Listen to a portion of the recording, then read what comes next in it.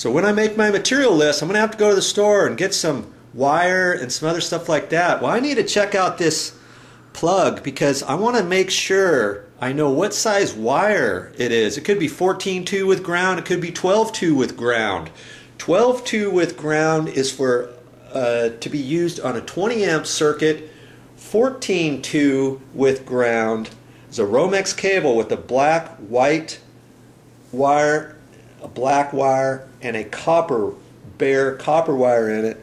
That 14-2 with ground, that's what it's called. It's a Romex cable, and there's a sheathing around it. You got those 3 wires in there. So when you hear 14-2 with ground, you know what I'm talking about. 12-2 with ground is the same thing, except the size wire is a little bit bigger.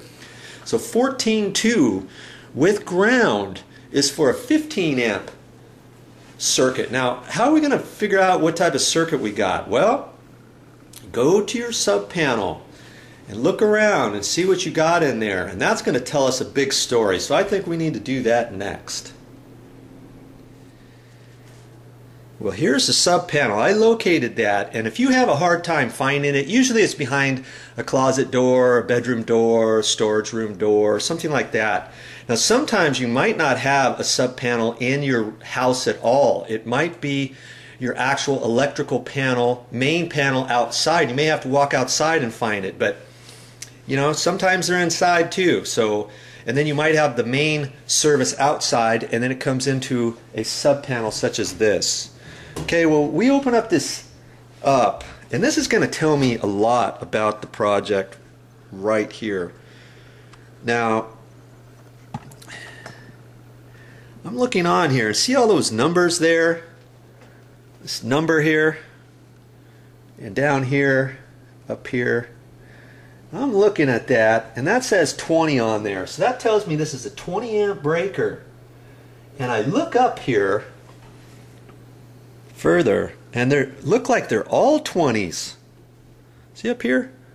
All these are 20s. Along here, on this side over here too, those are 20s. I got some double ones here too. And you look on a little tag,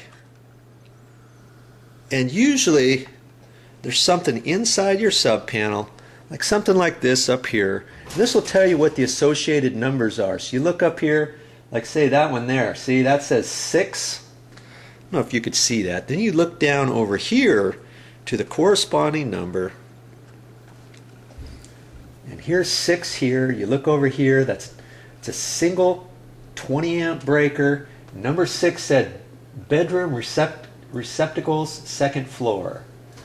So I know that's probably the circuit.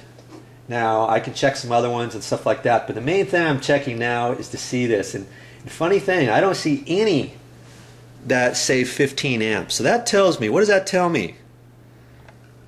Right, it should be 12-2 with ground in the wall, but I'm still going to pull out the wire. I'm still going to pull the plug out. That's my next step. I'm going to check that just to make sure, because I don't want to start putting in the wrong size wires, and they should have this hooked up properly. It should be 12-2 with ground inside the wall. But see, if it was let's say on a 15 amp breaker,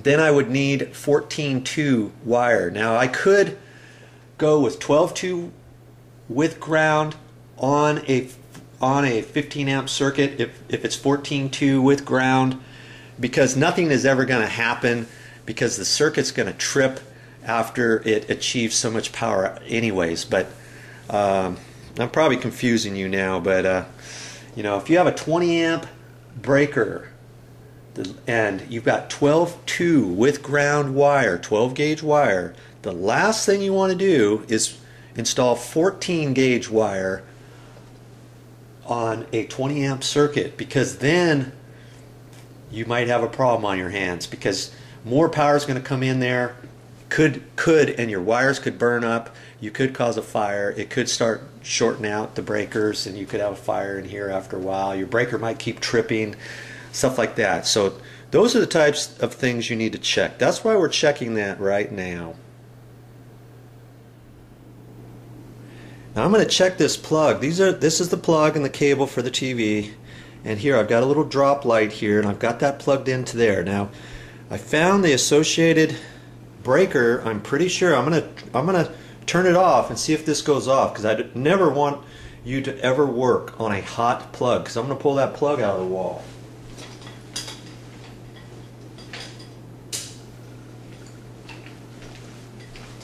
Okay, I guess that was the right circuit. See, I only had to check one because I knew I had a pretty good idea that the one I was turning was this one. So if you read your the panel like I was showing you, it might take you 2 or 3 turns on different breakers, but you should get it pretty easily. That way you don't have to turn on and off all 20 of your breakers or however many you got. Okay, so now I'm going to go ahead and pull that plug out. I'm just going to double check it to make sure I get the right size wire.